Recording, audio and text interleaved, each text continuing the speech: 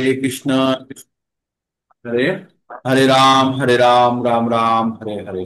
हरे কৃষ্ণ। সমস্ত ভগবত প্রেমী ভক্তদের আমার সশ্রদ্ধ প্রণাম প্রণাম। আপনারা কালকে রথযাত্রা উৎসব আহ অনুষ্ঠান আপনারা অংশগ্রহণ করেছেন এবং সত্যি কালকে জগন্নাথ দেবের অনুষ্ঠানের সময় বৃষ্টি হয়তো জানি না আপনাদের দিকে হয়েছে কিনা, তবে আমরা কালকে বৃষ্টি পাইনি। আহ শোভাযাত্রা খুব ভালো সুন্দর ছিল, তারপরে প্রসাদম খুব সুন্দর ছিল। তো কালকে রথযাত্রা আমরা সবাই সুন্দরভাবে উদযাপন করেছি। আমরা এবার ভগবানকে স্মরণ করে নেব। ওম নমো ভগবতে বাসুদেবায়। Om ওম নমো ভগবতে Namo Bhagavate বাসুদেবায়। Vasudevaya. ওম নমো Om ভগবতে Namo Bhagavate বাসুদেবায়। Vasudevaya. তো আজকে আমরা ভগবদ গীতা পঠন করছি। ভগবদ গীতা কি অ্যাকচুয়ালি? ভগবদ গীতা, ভগবদ গীতা ভগবানের মুখ নিঃসৃত বাণী। ভগবদ গীতার মধ্যে আর ভগবানের মধ্যে কোনো পার্থক্য, ভগবান হচ্ছেন বিগ্রহ রূপে ভগবান আমাদের মধ্যে বর্তমান, আর গ্রন্থ রূপে ভগবদ গীতা ভাগবতম আমাদের মধ্যে গ্রন্থ, আমাদের গ্রন্থ রূপে। তার মানে ভগবান যখন আমাদের সঙ্গে, যদি মনুষ্য রূপে ভগবান যদি আমাদের সঙ্গে কথা বলে, তাহলে আমরা কথা কি দিয়ে শুনি? আমরা কান দিয়ে শ্রবণ করি। ভগবান যদি বলতে পারেন, কিন্তু যদি ভগবান যদি আমাদেরকে বলে না তোরা চোখ দিয়ে শোন, তাহলে আমরা কি শুনবো? ভগবানকে চোখ দিয়ে কি শুনবো? চোখ দিয়ে তো শোনা যায় না, চোখ দিয়ে দেখা যায়। তাহলে চোখ দিয়ে দেখতে গেলে ভগবানকে প্রিন্টেড ফর্মে, ভগবানকে ছাপা অবস্থায়, ভগবানকে গ্রন্থ রূপে আমরা দেখতে পারি। তখন আমরা জানবো যে ভগবদ গীতা গ্রন্থ যখন আমরা দেখছি, তখন আমরা অবশ্যই জানবো যে এটি ভগবানের ভিন্ন রূপ, ভিন্ন স্বরূপ। হ্যাঁ, ভগবানের ভিন্ন স্বরূপ। তো যখন আমরা টেলিফোনে কারোর সঙ্গে কথা বলি, বা আমরা জুম মন্দিরে যারা বসে আছি, তারা একজন আর একজনকে কিভাবে চিনছি? চোখের দ্বারা, তাই না? এমনি চোখ দ্বারা আমরা দেখতে পাচ্ছি বা শব্দ দ্বারা আমরা বুঝতে পারি। কিন্তু প্রকৃতপক্ষে কি আপনারা, আমি আপনাদেরকে প্রকৃত দেখতে পাচ্ছি না? এগুলো সব ভার্চুয়াল। কারণ প্রকৃতপক্ষে আপনি যদি একা হতেন, তাহলে আপনি যদি আরো 20টা জুম মন্দিরে যুক্ত হন, 20টা জুম মন্দির থেকেই আপনাকে দেখা যাবে, তাই না? তো একজন তো 20 বার হতে পারে না, কিন্তু তাকে দেখা যায়।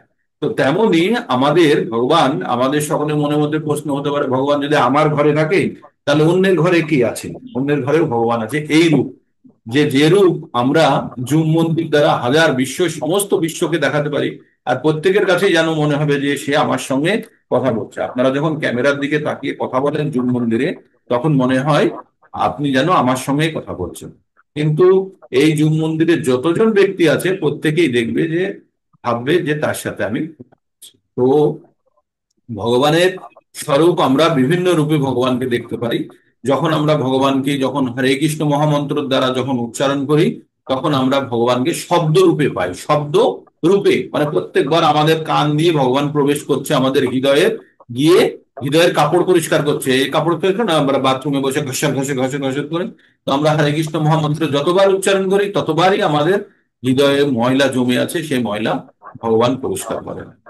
তো আমরা সেই জন্য খুব উচ্চস্বরে, উচ্চস্বরে মানে এমন নয় যে পাড়ার লোক এসে আপনাকে তাড়া করবে, কিন্তু যথেষ্ট স্বরে আপনারা ভগবানের নাম উচ্চারণ করবেন, যাতে আপনাদের কান দিয়ে প্রবেশ করতে পারে সেই শব্দটি। মনে মনে আপনারা কেউ জপ করবেন না, কখনো কেউ জপ করবেন না যে মনে মনে জপ করে নিলাম। মনে মনে কখনো জপ হতে পারে না, মনে মনে জপ হতে পারে না, ওটা চিন্তন হতে পারে। মনে মনে যেটা হয় সেটা চিন্তন হয়, আর জপ করতে গেলে মুখ দিয়ে শব্দের উচ্চারণ হবে, আর সেই শব্দ আমাদের কান দ্বারা প্রবেশ করে আমাদের হৃদয়ের শুদ্ধিকরণ। ঠিক, কারণ সার্ফ আর যদি আপনি কাপড় জামা, নোংরা কাপড় জামা পাশাপাশি রেখে দিন, তাহলে কখনো জামাও পরিষ্কার হবে না, সার্ফ দিয়ে পাশাপাশি থাকবে। কিন্তু যতক্ষণ না পর্যন্ত মিশিয়ে একটু রগড়া দিচ্ছেন, ততক্ষণ পর্যন্ত নোংরা পরিষ্কার হবে না। তো আমরা ভগবানের নাম চিন্তা করতে পারি, চিন্তন পর্বে হতে পারে, কিন্তু যতক্ষণ না পর্যন্ত বলবো, ততক্ষণ পর্যন্ত আমাদের কর্ণ দ্বারা প্রবেশ করবে না। তো আমাদের সেই জন্য ভগবানের নাম যখন আমরা নেব বা শ্রবণ করব, আমাদেরকে অত্যন্ত সতর্ক থাকতে হবে। তো ভগবত গীতা থেকে আমরা কি জানতে পারি? আমরা 5টি বিষয় সম্বন্ধে ভগবত গীতা থেকে জানতে পারি। ভগবত গীতার 5টি বিষয় কি কি? প্রথম হচ্ছে ঈশ্বর, দ্বিতীয় হচ্ছে জীব বা আত্মা, তৃতীয় হচ্ছে প্রকৃতি, চতুর্থ হচ্ছে সময়, আর পঞ্চম বিষয় হচ্ছে এই পঞ্চম বিষয়টি অত্যন্ত গুরুত্বপূর্ণ। কিসের জন্য? কারণ আমাদের মধ্যে যে পার্থক্য নিরূপণ করেছে, শুধু কর্মই আমাদের পার্থক্য নিরূপণ। আমাদের পূর্ববর্তী জীবনের যে সমস্ত কর্মফল ছিল, সেই ফল অনুযায়ী আমাদের বর্তমান জীবন প্রাপ্ত হচ্ছে। বর্তমান জীবন প্রাপ্ত হওয়ার মুখ্য কারণ হচ্ছে আমরা পূর্ববর্তী জীবনে দেহত্যাগ করার সময় আমরা কি করেছিলাম? বিশেষ কিছু চিন্তা ভাবনা বহন করেছিলাম, যে চিন্তা ভাবনাগুলোকে পূর্ণ করার জন্য বর্তমান আমরা শরীরটা পেয়েছি। আর তার সঙ্গে আমাদের সঞ্চিত কর্মফলও আমাদের এই বর্তমান জীবন পেতে সাহায্য করেছে। তবে একটা জিনিস আমাকে বলুন, যে আমরা যদি পূর্ববর্তী জীবনে যে সমস্ত আমরা ইচ্ছা প্রকাশ করেছি সেইগুলো বর্তমানে পাচ্ছি, তাহলে আমরা যদি সেই সময় যদি ভগবানকে পাওয়ার ইচ্ছা প্রকাশ করতাম তাহলে কি হতো? তাহলে 8-এর 5 নম্বর শ্লোকটা আমাদের জন্য কার্যকারী হয়ে যেত। 8-এর 5 নম্বর শ্লোকে কি আছে? অন্তকালে চ মামেব শরণমুক্তা কলেবরম যো প্রয়াতি সমদ্ভাবম ইয়াতি নাস্তত্র সংশয়। ভগবান কি বললেন তখন? বললেন, মৃত্যুর সময় যে আমাকে স্মরণ করে দেহ ত্যাগ করবে সে আমারই ভাব প্রাপ্ত হবে, তাতে কোনো সন্দেহ নেই। কিন্তু আমরা কি করেছি তখন? ঈশ্বরকে তো স্মরণ করিনি, করলে এই মানব শরীর পেতাম না। আমরা কি করেছিলাম? ইয়াম ইয়াম ব্যাপী শরণ ভাবম ত্যাজ তন্তে কলেবরম তম তমে বৈতি কর্তেয় সদা তদ্ভাব ভাবিতা। তার মানে আমাদের পূর্ববর্তী জীবনে আমরা যা সব সময় ভাবতাম, তাই মৃত্যুর সময় ভেবেছি, আর ভেবে এই শরীর প্রাপ্ত করেছি। তো তাহলে আমাদের বর্তমানে কি কর্তব্য হবে? আমাদের বর্তমানে কি করতে হবে সেটিও ভগবান অর্জুনকে বলে দিয়েছেন। কি বলেছেন? তস্মাৎ সর্বেষু কালেষু মাম অনুসরম যুদ্ধ চ ময়্যর্পিত মম বুদ্ধি মামেব এষস্যি অসংশয়। তো ভগবান কি বলেছেন? যে মই অর্পিত মনোবুদ্ধির, মন এবং বুদ্ধি ভগবানের কাছে সমর্পণ করে কি করতে হবে? সব সময় তসমাদ সর্বেষু কালেষু, ভগবানকে সব সময় স্মরণ করতে হবে, যাতে মৃত্যুর সময় ভগবান আমাদের স্মরণে আসে। আমরা যত কার্যকলাপ করছি, যা কিছু করছি, সব কিছু কিন্তু মৃত্যুর সময় ভগবানকে স্মরণ করার জন্য অত্যন্ত গুরুত্বপূর্ণ। আমরা গত জীবনে যে কারণে পরীক্ষায় ফেল করেছি, গতবার পরীক্ষা দিয়ে আমরা ফেল করেছি না? গতবার আমরা পরীক্ষা দিয়েছিলাম, মৃত্যুর সময় পরীক্ষা দিয়ে ফেল করেছি, ফেল করে এই মানব জীবন পেয়েছি। এবার এই জীবনে যদি আবার পরীক্ষায় ফেল করি, তাহলে আবার এরকম জীবন বারবার হতে থাকবে। তো পাশ করতে গেলে কি করতে হবে? আমরা যে সারা সব সময় যেটা পড়ছি, এটা পরীক্ষার সময় মনে করতে হবে। তো আমাদের পরীক্ষার সময় কখন? আমাদের পরীক্ষার সময় হচ্ছে অন্তিম সময়, যখন আমরা ভগবানকে স্মরণ করতে পারবো। সেটাই হচ্ছে আমাদের পরীক্ষার কোশ্চিন বলে দিয়েছে, আমাদের পরীক্ষার উত্তর বলে দিয়েছে, কিন্তু তবু আমরা ঠিকভাবে লিখতে পারছি না পরীক্ষার সময়, শেষ সময়। কারণ কারণ আমাদের অভ্যাস নেই। তাই ভগবান বলছে, তসমাৎ সর্বেষু কালেষু মাম অনুসরম যুদ্ধ চ। আমাদের যে যে অবস্থায় আছে, যে যে বর্ণে, যে সংসারে, যে ধর্মে আমরা আছি, যেখানেই আছি, সমস্ত সময় আমাদের কি করতে হবে? ভগবানকে স্মরণ করতে হবে। তাহলে ভগবানকে যদি আমরা স্মরণ করি, স্মরণ যদি আমরা করতে পারি, তাহলে কি হবে? মৃত্যুর সময় পরীক্ষায় পাশ করে যাব। তো ভগবান কি বলেছেন? তসমাৎ সর্বেষু কালেষু মাম শরম যুদ্ধ। তাই তোমরা সব সময় আমাকে স্মরণ করে তোমাদের স্বভাব বিহিত কর্ম করো, আর তাতে কি হবে? মৃত্যুর সময় তোমরা আমাকে স্মরণ করতে পারবে। তো আমরা যে ভগবদ গীতা পাঠ করে আমরা যে জ্ঞান অর্জন করি, এটা কিসের জন্য আমাদের প্রয়োজন? আমাদের প্রয়োজন হচ্ছে এই জন্ম মৃত্যু চক্র থেকে বাইরে বেরোনোর জন্য আমাদের এই জ্ঞানের প্রয়োজন এবং অনুশীলনের প্রয়োজন। শুধু জ্ঞান হলে হবে না, ভগবানকে শেষ সময় মনে করলে আমরা উদ্ধার হয়ে যাব। এটা হচ্ছে জ্ঞানের কথা। আর অনুশীলনের কথা কি? তসমাৎ সর্বেষু কালেষু মাম অনুসরম যুদ্ধ চ। তাই তুমি সব সময় আমাকে স্মরণ করে যুদ্ধ করো। যুদ্ধ মানে আমরা জীবন যুদ্ধের কথা বলছি। অর্জুনের যুদ্ধ ছিল কুরুক্ষেত্রের ক্ষেত্রে, আমাদের যুদ্ধ হচ্ছে আমাদের জীবন যুদ্ধ। সংসারে যে সমস্ত কাজ করি আমরা, সেগুলোই আমাদের জীবন যুদ্ধের অংশ অন্তর্গত। সেই সমস্ত কাজ কিছু বন্ধ করতে বলছে না। কি বলছে? মান অনুসরণ যুদ্ধ চ, আমাকে স্মরণ করে তোমরা যুদ্ধ করো। তাহলে কি হবে? মই অর্পিত মনোবুদ্ধির, আমাকে মন এবং বুদ্ধি রেখে তুমি সমস্ত কাজ করো। তার মানে আমরা যা কিছু করব, আমরা যদি ভাবি ভগবানের উদ্দেশ্যে করছি, তাহলে কিন্তু এই যে যৎ করসি যদৎ পাসি যদৎ যশি করতি যৎ যত তপস্যা শিকন্তেয় তৎকুরুত্ব মনোরণম, যে 27 নম্বর শ্লোকে ছিল 9 নম্বর অধ্যায়। তো আমরা যা কিছু করছি, যা আমরা গ্রহণ করছি, যা আমরা দান করছি, সব ভগবানকে সামনে রেখে যখন আমরা এই কাজগুলো করব, তখন সেটি ভগবানের কাছে অর্পণ করে যদি করব, তখন কিন্তু আর তাতে কোনো ধরনের পাপ বা কোনো ধরনের তাতে আহ তাতে কোনো ধরনের পাপ বা কোনো ধরনের অশুভ জিনিস তাতে থাকবে না। তো আমাদের কি করতে হবে, আমরা সমস্ত কিছু ভগবানকে অর্পণ করবো। তো আমরা 9 নম্বর অধ্যায় বলছেন সম্পূর্ণ, আমরা নয় ডিস্টার্ব হচ্ছে, মিউট করে দিন, ডিস্টার্ব হচ্ছে।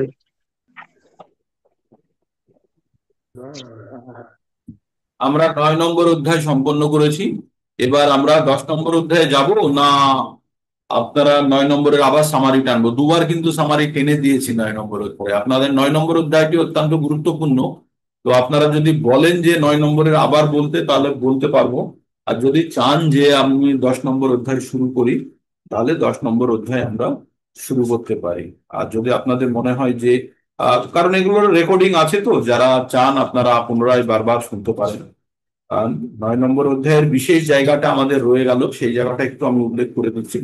কালকে আমি কভার করে দিয়েছি, তবুও 20 থেকে 20 থেকে আপনাদের 34 পর্যন্ত আজকে একবার বলে নিই। হ্যাঁ, 20 থেকে 34 পর্যন্ত। তার আগে আমরা প্রথম শ্লোকটি আর একবার বলবো। এই যোগের নাম হচ্ছে কি? 9ম অধ্যায়ের নাম হচ্ছে কি? রাজ গুহ্য যোগ বা রাজ গুহ্য যোগ, যেটা বাংলাতে উচ্চারণ করলে ছ। শ্রী ভগবান উবাচ ইদম তু তে গৃহতমম প্রবক্ষ্যামি অনুসূয়বে জ্ঞানং বিজ্ঞানং সহিতং জ্ঞাতমুক্ষ্যসে শুভাৎ। একদম আপনারা শুধু জানবেন যে এই শ্লোকটা যেন আপনাকে বলা হলো। হম, অর্জুনকে বলেনি, ভগবান যেন আপনাকে এসে কানে কানে বলছে, বা গ্রন্থ থেকে আপনাকে যেন বলছে। কি বলছে? ইদম তু তে গুহ্যতমম প্রবক্ষ্যামি অনুসূয়বে। ভগবান বলছে অনুসূয়বে। অনুসূয়বে কথার অর্থ হচ্ছে ঈর্ষা করা। যেহেতু আমরা ভগবানের প্রতি শ্রদ্ধা করি, ভগবানকে ভক্তি করি, এবং ভগবান যা বলছে সেটা আমরা বিশ্বাস করি, তাই আমরা আমরা ভগবানের প্রতি প্রচন্ড শ্রদ্ধা আছে। তাই ভগবান আমাদেরকে কি বলছেন? বলছে তোমাকে গোপন থেকে গোপনতম জ্ঞানটি আজকে তোমাকে আমি বলবো, যেটা শোনার পরে তুমি এই দুঃখময় সংসার থেকে তুমি মুক্ত হয়ে যাবে। আপনারা বিশ্বাস করতে পারেন, এই 9 নম্বর চ্যাপ্টার যদি কেউ, ভগবদ গীতা যদি 9 নম্বর চ্যাপ্টারই যদি কেউ বুঝে ফেলেছে, তাহলে সে মানব জীবনের জন্ম মৃত্যু চক্র থেকে সে মুক্ত হয়ে যাবে। এখানে আমার কথা নাই, এটা গ্রন্থে লেখা আছে। আর আমরা বারবার সেই গ্রন্থের কথাই বলছি। কখনো যদি আমি কিছু বলছি, তাহলে ভাববেন না যে আমার মন থেকে বা আমি চুড়ে বলছি। কোনো কিছু আমার মন থেকে নয়, সমস্ত কিছু গ্রন্থে যেটা আছে সেটাই বারবার তোতা পাখির মতো আমি কিন্তু উচ্চারণ করছি। তাই সেগুলো আমাদেরকে নিজের জীবনে নামাতে হবে। কি বলছে? হে অর্জুন, এটা অর্জুনকে বলেছে, কিন্তু আমাদের মূর্খদের জন্য, তুমি ঈর্ষাহীন নির্মৎসর বলে তোমাকে আমি পরম বিজ্ঞান, বিজ্ঞান মানে যে জ্ঞানের ব্যবহারিক প্রয়োগ আছে। এক ধরনের জ্ঞান আর এক ধরনের হচ্ছে বিজ্ঞান। যে জ্ঞানকে ব্যবহারিক প্রয়োগ করা যায় তাকে বলা হয় বিজ্ঞান।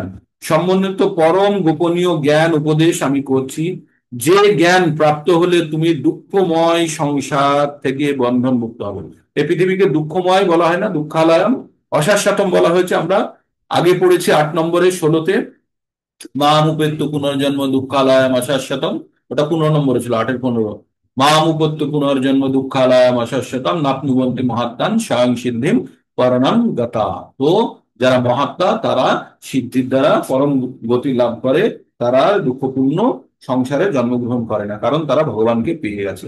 তাই বলছে, ভগবান বলছে এই জ্ঞান যদি কেউ গ্রহণ করে, তাহলে কিন্তু তাকে আর দুঃখময় সংসারে আর জন্মগ্রহণ করতে হবে না। এই জ্ঞানটা কি? রাজবিদ্যা রাজবিদ্যা রাজগুহ্যম পবিত্র ইদম উত্তমম প্রত্যক্ষ অবগমম ধর্মং সুশিভং তত্ত্বাবয়ম।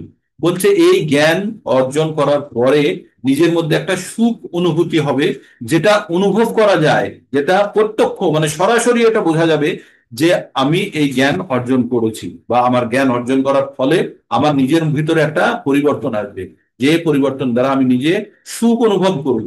তাই বলছে অশ্রদ্ধ ধ্যানা পুরুষ ধর্মশাস্য পরন্তপ অপাপ্য মাম নিবর্তন্তে মৃত্যু সংসার বর্তনী। বলছে যাদের শ্রদ্ধা নেই তারা কখনো এই জ্ঞান অর্জন করতে পারবে না। আর তাদের কি গতি হবে? বারবার তারা মৃত্যু সংসারে আবর্তিত হতে থাকবে। মৃত্যু সংসারে আবর্তিত হওয়া মানে কি? মৃত্যু সংসার কার নাম? একটু আগে বললাম দুঃখালয়ম অশাশ্বতম। এই পৃথিবীর নাম হচ্ছে দুঃখালয়ম, এখানে দুঃখ পাওয়া যায়। আর কি? অশাশ্বতম, মানে এই জায়গাটা শাশ্বত নয়, এটা স্থায়ী নয়। তাই এই জন্ম মৃত্যু চক্রে, কেন জন্ম মৃত্যুর চক্র? মৃত্যু হলে কেন জন্ম হবে সেটাও ভগবান উল্লেখ করেছে 2 নম্বর অধ্যায়ে 27 নম্বর শ্লোকে। সেটা আপনারা পড়ে নেবেন ভালোভাবে। কি বলেছেন? জাতস্য হি ধ্রুব মৃত্যুর ধ্রুবং জন্ম মৃতস্য চ তস্মাদ অপরিহার্থায় নাত্যং শোচিতুমর্হসি। তো ভগবান বলেছেন যার জন্ম হয়েছে তার মৃত্যু হবে, যার মৃত্যু হয়েছে তার জন্ম হবে। আর এই জন্ম মৃত্যুর চক্র চলতে থাকবে। তবে যারা বুদ্ধিমান ব্যক্তি তারা কি করবে? এই চক্র থেকে না বেরোতে পারলে বারবার পুনরপি জননম পুনরপি মরণম জননী জঠরে পুনরপি শয়নম, আমাদের বারবার জন্ম হবে, বারবার মাতৃগর্ভে আমরা স্থাপিত হব। 8-9 মাস আমরা কষ্টের মধ্যে থাকবো। জন্মগ্রহণ করার পরে কি হবে? 4 ধরনের সমস্যা: জন্ম, মৃত্যু, জরা, ব্যাধি। এই কষ্টের মধ্যে দিয়ে যেতে হবে। তার সঙ্গে আরো 3টে কি? আধি আত্মিক, আধি দৈবিক আর আধি ভৌতিক। এই 7টি সমস্যার মধ্যে দিয়ে সারা জীবন চলতে হবে। তখন বললে হবে না এই গভর্নমেন্ট ভালো না, ওই গভর্নমেন্ট ভালো, এরা, এই পাড়ার লোকেরা ঝামেলা করছে, রাস্তা খারাপ, পেট্রোলের দাম বেড়ে গেল, গ্যাসের দাম বেড়ে গেল, বাজারে আগুন হাত দেওয়া যাচ্ছে না। এগুলো হবে, এগুলো হবে, এগুলো কোনো সমস্যা নয়। আমাদের সমস্যা হচ্ছে জন্ম, মৃত্যু, জরা, ব্যাধি, আদি ভৌতিক, আধ্যাত্মিক আর আদি দৈবিক। এই 7টি সমস্যা হচ্ছে আমাদের এই সমস্যা। ওই যে সমস্যাগুলো, সেই সমস্যাগুলো সমাধানের জন্য আমার দাদু চেষ্টা করেছে, আমার বাবাও চেষ্টা করেছেন, তার দাদু, তার দাদু, তার দাদু, প্রত্যেকে চেষ্টা করেছেন, কেউ সমাধান করতে পারেনি। কারণ ওই সব সমস্যার কোনো সমাধান নেই। যারা জন্মগ্রহণ করবে তাদের এই 4টে প্লাস 3টে 7টি সমস্যার মধ্যে দিয়ে যেতেই হবে। তাই তাহলে আমাদের যদি সেই বুদ্ধিমত্তা থাকে আমাদের মধ্যে, সত্যি সেই জ্ঞানের উদ্ভব হয়, তাহলে আমাদের কি করতে হবে? আমাদের আমাদের এই জন্ম মৃত্যুর চক্র থেকে আমাদের বেরোনোর জন্য চেষ্টা করতে হবে। আর জন্ম মৃত্যুর চক্র থেকে কখন বেরোনো যাবে? যখন আমরা ভগবানের শরণাগতি নেব, ভগবানকে পাওয়ার জন্য চেষ্টা করব। আর এইটার ফলস্বরূপ আমরা কি পাই? মৃত্যুর সময় যদি কেউ ভগবানকে স্মরণ করতে পারে তাহলে কিন্তু সে জন্ম মৃত্যুর চক্র থেকে মুক্ত হয়ে যাবে। তারপরে ভগবান নিজের মহিমা সম্বন্ধে বলছেন, ভয়া তদমিদং সর্বং জগৎ ব্যক্তমূর্তিনা মহাতাস্থানি সর্বভূতানি নাচ্যহং তেষু অবস্থিতাঃ। ভগবান কি বললেন? বললেন যে আমি সকলের মধ্যে, আমার মধ্যে সবাই আছে, আমার মধ্যে সবাই আছে, কিন্তু আমি এমন নয় যে আমি সকলের মধ্যে এই বিশাল রূপ নিয়ে আমি বর্তমান আছি। আছে, ভগবান আমাদের মধ্যে আছে সূক্ষ্ম রূপে, কিন্তু যে এই যে বিশাল জগৎ সংসার, সমস্ত জগৎ সংসার ভগবানের মধ্যে অবস্থিত। তাই ভগবান এই জগৎ সংসারের কোনো কার্যকলাপ দ্বারা ভগবান কখনোই বিচলিত হন না, বা ভগবানকে কোনোভাবে ডিস্টার্ব করা যায় না। কিন্তু কখনো কখনো যদি যুগে কোনো খারাপ অবস্থা হয় তখন ভগবান নিজে আসেন, এসে সেগুলোকে, নিজে আসেন বা নিজের প্রতিনিধিকে পাঠান, পাঠিয়ে এই জগৎকে ঠিক করার চেষ্টা করে। তারপরে ভগবান বললেন এই জগৎ বারবার সৃষ্ট হয়, ধ্বংস হয়। কি বললেন? সর্বভূতানি কন্তেয় প্রকৃতি ইয়ান্তি মামিকাম কল্পক্ষায় পুনস্তানি কল্পৌদা কল্পৌদ বিসৃজন অহম। ভগবান কি বললেন? যে বারবার পৃথিবী, জগৎ সংসার সৃষ্ট হয়, ধ্বংস হয়। কতদিন পর পর সৃষ্টি হয়? ব্রহ্মার একদিনে পৃথিবী সৃষ্ট হয়, এবং ব্রহ্মার রাত্রে পৃথিবী ধ্বংস অবস্থায় থাকে। তো পৃথিবী যখন চলে তখন কতদিন চলে? 432 কোটি বৎসর। তারপরে পৃথিবী ধ্বংস হয়ে পড়ে থাকে কতদিন? 432 কোটি বৎসর। তারপরে আবার ব্রহ্মার যখন সকাল হয় তখন আবার এই জগৎ সংসার ধীরে ধীরে ধীরে ধীরে ধীরে তৈরি হতে শুরু করে। মানুষ, গাছপালা, ধীরে ধীরে এভলিউশন বলুন, বিজ্ঞান বলুন, যত কিছু সব মানুষের শিক্ষা দীক্ষা সব চলতে থাকে। তারপরে আবার জন্ম, মৃত্যু, জরা, ব্যাধি চক্র চলতে থাকে, থাকতে থাকতে মহাপ্রলয় হয়, সব কিছু বিনষ্ট ধ্বংস হয়ে যায়। গিয়ে তারপরে আবার কি করে? আবার 432 কোটি বৎসর চুপচাপ পড়ে থাকে।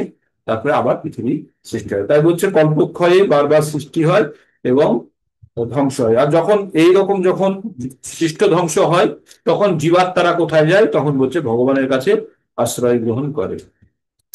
তাই বলছে পৃথিবীর যত কিছু কর্ম আছে সেই সব কর্ম নিয়ে আমি বেশি ব্যতব্যস্ত হই না। আমি আমি উদাসীন বা উদাসীনের মতোই আমি থাকি, তাতে আমি আমি কখনো যুক্ত হই না।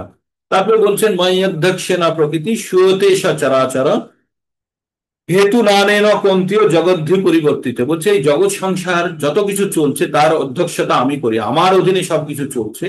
আর এটা পুনঃ পুনঃ জগৎ সৃষ্টি হয় এবং ধ্বংস হয়। এটা কিসের জন্য? প্রকৃতির নিয়মে। আর নিয়মকে সৃষ্টি করেছেন ভগবান, সৃষ্টি করেছেন ভগবান। তার নিজের পরিচয় দিয়ে কি বলেছেন?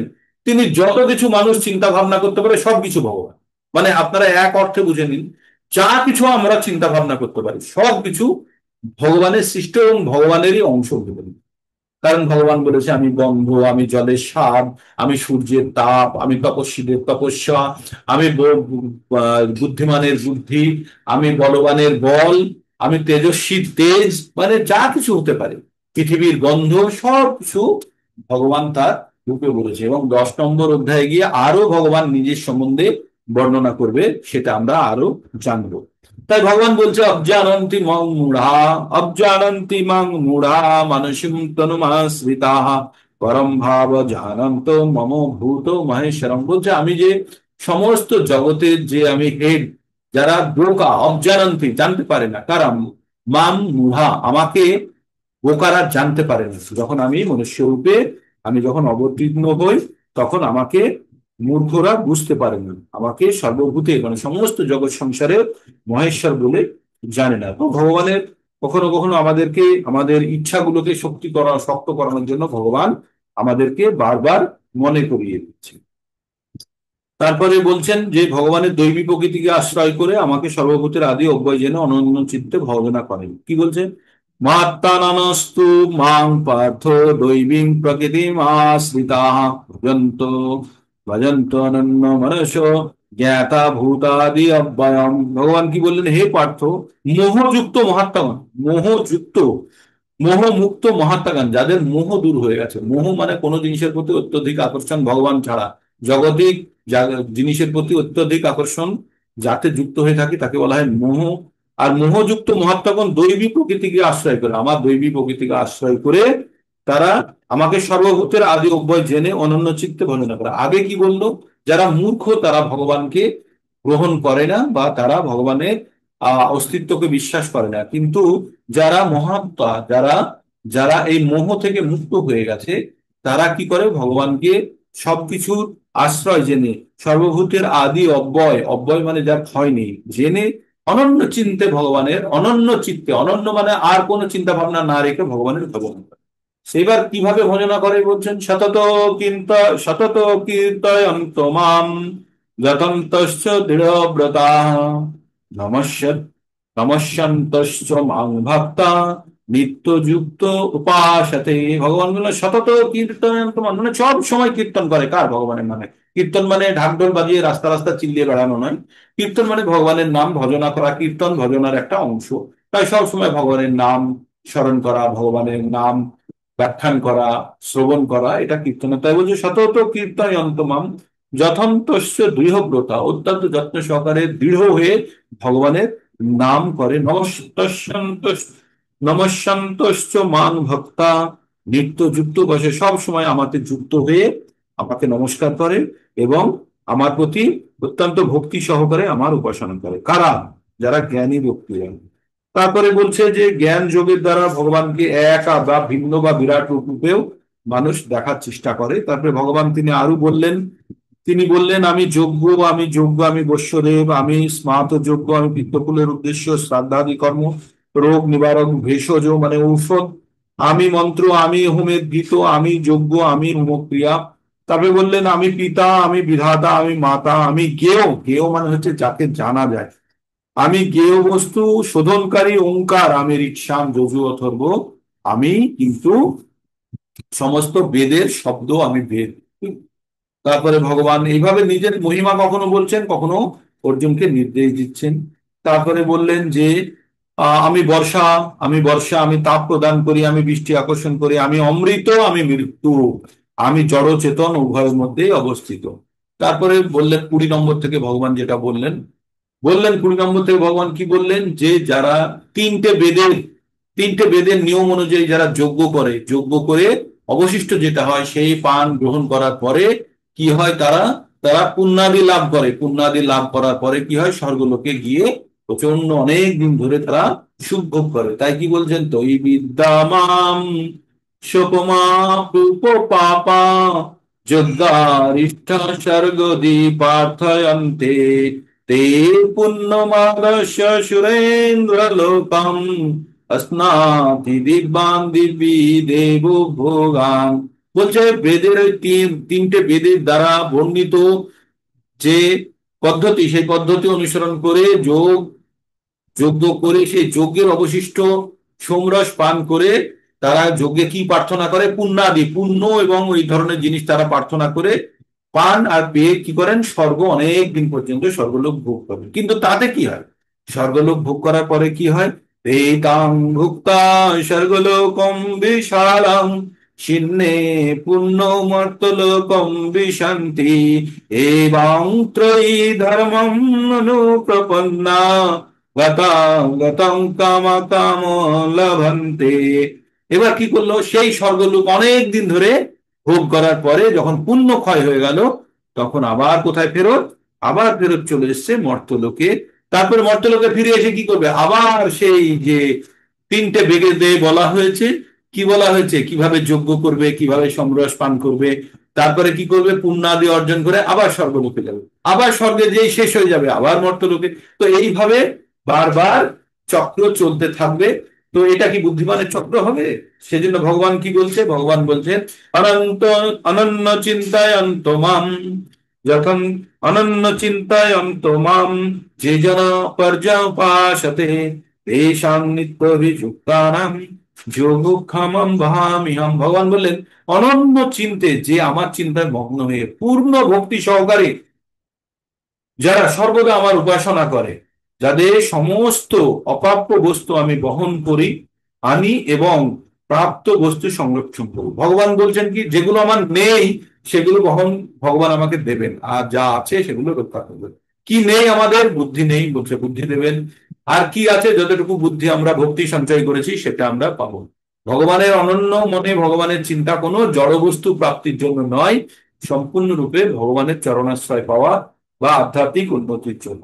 কিন্তু তার মধ্যে ভগবান কি বলে দিলেন, যে অন্য দেবতা ভক্তা যজন্তে শ্রদ্ধয়ান্বিতা তেপি মামেব কৌন্তেয় যজন্তে অবিধি পূর্বকম। কিন্তু যারা অন্য দেবতা পুজো করে, শ্রদ্ধার সঙ্গে অন্য দেবতা পুজো করে, তারা কিন্তু ভগবান বলছে যে তারা আমারই পুজো করে, কিন্তু তারা বিধিপূর্বকম না, নিয়ম মেনে আমার পুজো করছে না, তারা একটু অনিয়মিত ভাবে করছে। তারপরে ভগবান নিজের পরিচয় আবার দিয়ে দিলেন, কি বললেন, যে এই যে পুজো দেব দেবতার নামেও পুজো করলে সেগুলো কোথায় গিয়ে পৌঁছয়, সেগুলো গিয়েও বিষ্ণুর কাছে পৌঁছয়। তাই বলছে অহমি সর্বযুগানাম ভক্তা চা প্রভুরেব চ ধাতু মামভিজানন্তি তত্ত্বেনাতঃ স্রবন্তি। তাই ভগবান বলছেন যে যারা অধঃপতিত, যারা ভগবানের চিন্ময় স্বরূপ জানে না, তারা সারা জীবন অধঃপতিত হয়। ভগবানই সবকিছুর ভোক্তা, ভগবানই সবকিছুর প্রভু, ভগবান নিজে বলছেন। কিন্তু যারা জানে না, তারা তারা কি করে, তারা ভগবানের চিন্ময় স্বরূপ জানে না, তারা অধঃপতিত হয়। তার মানে তারা জন্ম মৃত্যু চক্রে বারবার চলতে থাকে। এবার দেবতাদের যদি পুজো করে তাহলে তারা কোথায় যাবে, দেবতাদের যারা পুজো করে তারা বলছে ইয়ান্তি দেবব্রত দেবান, যারা দেবতাদের পুজো করে তারা কোথায় যাবে, ইয়ান্তি দেবব্রত দেবান পিত্রানান্তি পিত্তব্রতা ভূতানি ইয়ান্তি ভূতেজ্জা মম যা জানতি মম জানিনোপি মাম। কি বলছেন, ইয়ান্তি দেবব্রত দেবান পিত্রানান্তি পিত্তব্রতা ভূতানি ইয়ান্তি ভূতেজ্জা ইয়ান্তি মম জানিনোপি মাম। যারা দেব দেবতার পুজো করে তারা দেবলোকে যায়, যারা পিতামাতা পুজো করে তারা পিতৃলোকে যায়, যারা ভূত যক্ষ রাক্ষস ইত্যাদির পুজো করে তারা ভূত লোকে যায়। কিন্তু যারা আমার পুজো করে তারা আমার কাছে আসে। এবার ভগবানের পুজো কিভাবে করা হয়, ভগবান বলছে যে আমার পুজো করার জন্য তোমরা কি করবে, পত্রং পুষ্পম ফলম তয়ম যমে ভক্তা প্রয়চ্ছতি তদাহং ভক্ত প্রহিত अस्मामि প্রয়ত্ন।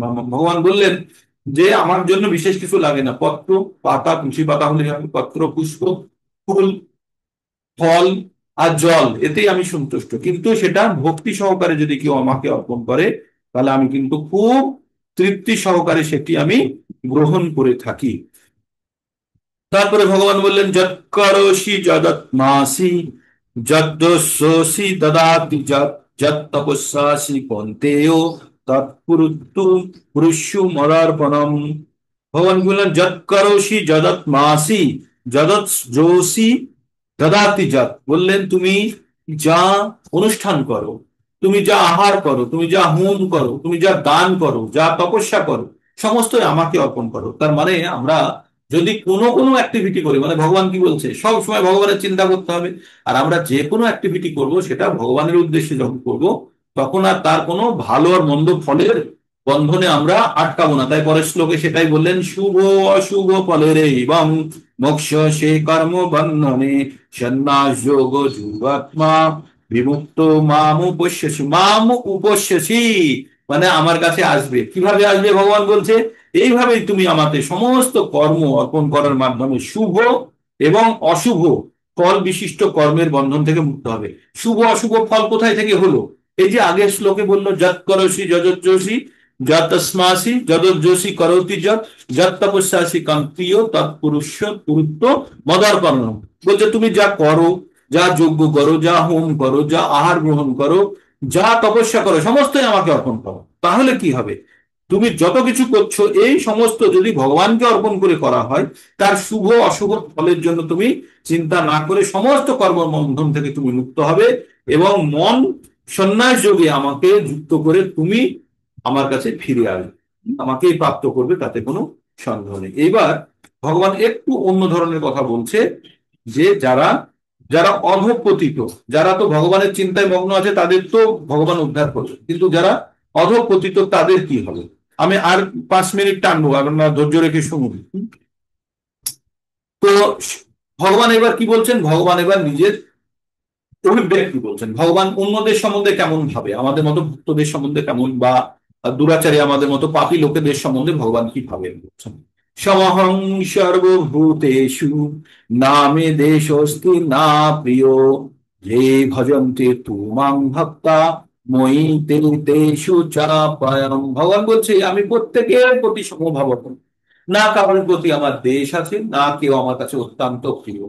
তার মানে সূর্য যখন ওঠে, যে সূর্যকে বিশ্বাস করে তাকেও আলো দেয়, সূর্যকে যে বিশ্বাস করে না তাকেও আলো দেয়। ভগবান বলছে আমি সমহং, সম অহম মানে প্রত্যেকের প্রতি আমি সমান। না মে দেশ অস্তি না প্রিয়, না আমার কোনো মনের মধ্যে কারোর প্রতি দেশ আছে, না আমার কাছে কেউ অত্যন্ত। কিন্তু তু তু মানে হচ্ছে কিন্তু, যে ভজন্তি কিন্তু যে ভজনা করে, কিন্তু যে ভজনা করে, মান যে ভজন্তি তু মান ভক্তা, সে আমার ভক্ত, মই তে তেষু চপ্পায়াম, আমি তার হৃদয়ে বাস করি আর সে আমার হৃদয়ে বাস করে। মানে আমরা, ভগবান বলছে যারা ভজনা করে তারা কিন্তু ভগবানের হৃদয়ের মধ্যে বাস করে। মানে ভগবানের দায়িত্ব বেড়ে গেল তাদের জন্য, যে যারা ভগবানের শরণাপন্ন হয়ে গেছে, কিছু না হোক আর হোক, তাদের জন্য ভগবানের দায়িত্ব বেড়ে গেল। তাই ভগবান আর এক জায়গায় বলছেন, অতি চেত সুদূরাচার ভজতে মাম অনন্য ভাব। অতি চেত মানে অত্যন্ত দুরাচারী, অত্যন্ত দুরাচারী, সব থেকে নিকৃষ্ট শ্রেণীর মানুষও, যে কখনো ভগবানের নাম নেয়নি, সেই রকম মানুষও যদি ভগবানের নাম নেয়ার জন্য যদি সে উৎসুক হয় এবং ভগবানের ভগবানের যদি শ্রদ্ধা জ্ঞাপন করে, ভগবানের সর্বদা ভজনা করে, তাকে কিভাবে কি জানবে, তাকে বলছে সাধু হিসাবে জানবে। যতই তার ব্যাকগ্রাউন্ড খারাপ হোক, কিন্তু পরবর্তীতে সে যদি নিজেকে শুধরে নিয়ে যদি ভগবানের ভজনায় যদি সে মগ্ন হয়ে গেছে, তাহলে তাকে কি বলতে হবে, সাধুরেব মন্তব্য সম্যক ব্যবসিতে হি স। কারণ তাকে সাধু হিসাবে জানবে। কেন সাধু হিসাবে জানবো, কারণ সে এখন সঠিক পথে এসে গেছে, তারা পুরনো ব্যাকগ্রাউন্ড জানার দরকার নেই। যেমন বাল্মীকি ঋষি, আগে ও ঠ্যাঙাড়ে ছিল, আগে দস্যু ছিল, রত্নাকর ছিল তার নাম। কিন্তু নারদ মুনির আশীর্বাদে তিনি কি মহামুনি মহারিষি হলেন, মহারিষি বাল্মীকি। তারপরে তিনি রামায়ণ রচনা করেছিলেন। কিভাবে, ভগবানের নাম সর্বদা নিয়ে নিয়ে স্মরণ করতে করতে তার উপরে একটি উইয়ের ঢিপি তৈরি হয়ে গেছিল, তাই না, সেই জন্য ওর নাম হচ্ছে বাল্মীকি। তো বাল্মীকি ঋষির কি হচ্ছিলেন, তিনি রত্নকার দস্যু ছিলেন। সেই দস্যু যদি ঋষিতে পরিণত হতে পারে, তাই ভগবান বলছেন এখানে অতি চেত সুদূরাচার, সব থেকে দুরাচারে ব্যক্তি হোক, যদি আমার ভজনা করে তাহলে কি হবে, সে তাকে মহাত্মা হিসাবে জানবে, তাকে সাধু হিসাবে জানবে, কারণ সে সঠিক পথে আছে। তারপরে তার কি দশা হবে, তারপরে সে তার কি দশা হবে সেটিও ভগবান বলছেন। ক্ষিপ্রম ভবতি ধর্মাত্মা শাশ্বত শান্তি নিগচ্ছতি অন্তেও পতি জানিহি নামে ভক্ত প্রণশ্যতি। ভগবান কি বললেন? ভগবান বললেন ক্ষিপ্রম ভবতি ধর্মাত্মা, সেই ব্যক্তি যে অত্যন্ত দুরাচারী যিনি ছিলেন, যিনি ভগবানের এখন অনন্য ভজনা করছেন, যে ভগবানের ভজনায় সম্পূর্ণভাবে রত হয়ে গেছেন, সম্পূর্ণভাবে ভগবানে মনোনিবেশ করে ভগবানের ভজনায় মগ্ন হয়ে আছেন, তাকে তো সাধু বলে জানবেন। আর তার কি হবে? ক্ষিপ্রম ভবতি ধর্মাত্মা, সে কিছুদিনের মধ্যে ধর্মাত্মায় পরিণত হয়ে যাবে। ক্ষিপ্রম মানে অতি শীঘ্র, ক্ষিপ্র, ক্ষিপ্র গতি বলে না, খুব দ্রুত গতিকে ক্ষিপ্র, তেমনি বলছে ক্ষিপ্রম ভবতি ধর্মাত্মা, অতি শীঘ্র সে ধর্মাত্মায় পরিণত হয়ে যাবে। এবং কি হবে? শাশ্বত শান্তি নিগচ্ছতি, সে চির শান্তির একটা বন্দোবস্ত করবে, তার মধ্যে একটা শান্তি বিরাজ করবে। আর কি করবে সেটা ভগবান অর্জুনকে বলছে, তুমি চিল্লিয়ে চিল্লিয়ে বলে দাও, এই রকম ভক্তদেরও আমার কখনো পতন হবে না। কোনতে হো প্রতি জানি, হে কুন্তি, হে অর্জুন, হে কুন্তি পুত্র, তুমি দৃঢ় কণ্ঠে, দীপ্ত কণ্ঠে তুমি ঘোষণা করো যে এই রকম ব্যক্তিত্বের, এই রকম ভক্তদের কখনো পতন হয় না। আর এইরকম ভক্তের কখন পতন হয় না, ভগবান আগেও বলেছে যারা ভক্তি মার্গে আছে তাদের কখনো পতন নেই। ভগবান কি বলেছেন? ভগবান বলেছেন যে 2:40 বলেছে, নে হাভি প্রমনা শাস্তি প্রত্যব্যয়না বিদ্যাতে স্বল্পমপস্য ধর্মস্য প্রয়াতে মাহাতো ভয়াৎ। সামান্য যদি আমরা ভক্তির পথে অগ্রসর হয়ে থাকি তাহলে আমাদের কিন্তু কোনো পতন হবে না। তাদের পুনরায় যখন জন্মগ্রহণ করবে সেখান থেকে শুরু করবে। তারপরে ভগবান কি বললেন? মাম হি পার্থ ব্যপশ্রিতা যেপি শুভ পাপ জনায় স্ত্রিয় বৈশ্যস্তথা সুস্তপি ইয়ান্তি পরম গতি। তো ভগবান বললেন যারা ভগবানের পুরে বিশেষভাবে আশ্রয় গ্রহণ করেছে তারা সবাই উদ্ধার হয়ে যাবে। সে কোনো পাপ যোনি থেকে উৎপন্ন সন্তান হোক, বা স্ত্রী হোক, বা বৈশ্য শূদ্র যেই হোক, যত নিম্ন শ্রেণীর যাই হোক, সকলেই উদ্ধার হয়ে যাবে। তারপরে ভগবান বলছেন তাহলে ক্ষত্রিয় আর ব্রাহ্মণ বৈষ্ণবের কি হবে? কি বলছে? কিম পুনর্ব্রাহ্মণ না পুণ্য ভক্তা রাজস্বয়স্তথা অনিত্যম সুখম লোকমিমম প্রাপ্য ভজস্ব মাম। ভগবান কি বললেন? পুণ্যবান ব্রাহ্মণ ভক্ত রাজস্বীদের কি কথা, তারা তো আমাকে আশ্রয় করে অবশ্যই তারা পরাগতি লাভ করবে। অতএব তুমি অনিত্য দুঃখময় সংসার থেকে উদ্ধার হতে, তুমি মর্তলোকে থেকে উদ্ধার হতে তুমি কি করো? আমার ভজনা করো। কাকে বললেন? অর্জুনকে বললেন। তারপরে ভগবান কিভাবে ভজনা করবে সেই কথাটি শেষের শ্লোকে বললেন। কিভাবে ভজনা করবেন ভগবান বলছেন, মন্মনা ভাব মদ ভক্ত মদ্দাজিমাম নমস্কুরু। মনমনা ভাবো মানে আমার হাতে তুমি সব সময় আমার কথা ভাবো। মদ্দাজিমাম নাম মদ ভক্ত মানে আমার ভক্ত, সবসময় তুমি আমার কথা ভাবো। মদ জাজি মানে আমার পুজো করো।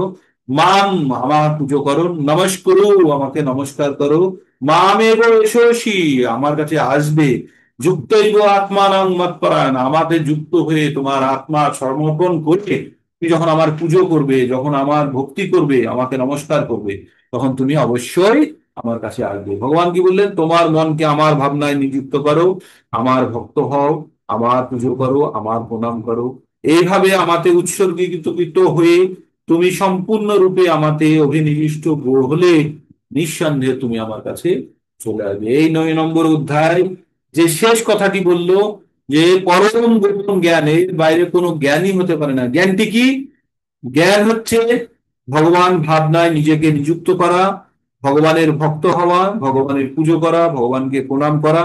এইভাবে উৎসর্গকৃত সমস্ত মন প্রাণ ভগবানে রেখে যদি কেউ ভগবানের সব সময় ভগবানের ভজনায় মগ্ন থাকে, সে ভগবান অবশ্যই ভগবান প্রাপ্ত করবে। এটাই ছিল আমাদের 9 নম্বর অধ্যায়ের বিশেষ গুহ্য জ্ঞান, মানে সব থেকে গোপন জ্ঞান এই আমরা জানতে পারলাম। তো তাই আপনাদেরকে 9 নম্বর চ্যাপ্টার বারবার পড়ুন এবং নিজেদেরকে মনের দিক থেকে তৈরি করে ফেলুন যে আমরা ভগবানের চিন্তা ভাবনায় কিভাবে। একবার ক্যামেরা অন করতে পারবেন যারা যারা, ক্যামেরা অন করুন। একটা শর্ট নিয়ে নিচ্ছি।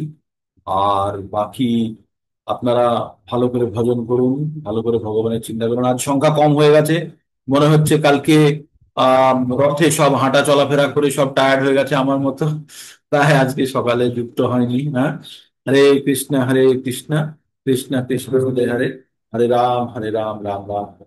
তাহলে আজকে এখানে শেষ করছি, পুনরায় কালকে আবার আমরা আর এটা বলে দিন বলুন। কালকে আগামীকাল কোনটা শ্লোক প্রভু? বা আগামীকাল শ্লোক বাচন। আগামীকালের জন্য আগামীকাল আমাদের সংস্কৃত শ্লোক উচ্চারণের ক্লাস থাকবে। তো যারা আপনারা প্র্যাকটিস করছেন কালকে, আপনারা একটু পড়ে আসবেন, যাদের কাছে পুস্তক আছে তারা 2 নম্বর 3 নম্বর 4 নম্বর পড়ে আসবেন। কালকে 3টে শ্লোক আমরা আলোচনা করব। প্রথম শ্লোকের একবার যারা যারা বলতে পারেননি তারা একবার পঠন করবেন, অনেকে রেকর্ডিং পাঠিয়েছেন, ঠিক পাঠিয়েছেন, তো ছোটখাটো কারেকশন লাগবে, সেগুলো আপনারা প্র্যাকটিস করে নেবেন এবং কালকে আমরা আরো 3টে শ্লোক আমরা তার শুরু করবো। ঠিক আছে? তো আপনারা সবাই প্রস্তুত থাকবেন, আর যাদের যাদের যারা নতুন জয়েন করতে চায় তাদেরকেও ডেকে আনবেন কালকের জন্য, অ্যাটলিস্ট যে সংস্কৃত অন্তত শ্লোক শিখুক, ভক্তি করতে হবে না, শ্লোকটা তো শিখুক। এইখানে আমরা এই হরে কৃষ্ণ হরে কৃষ্ণ, কৃষ্ণ কৃষ্ণ হরে হরে।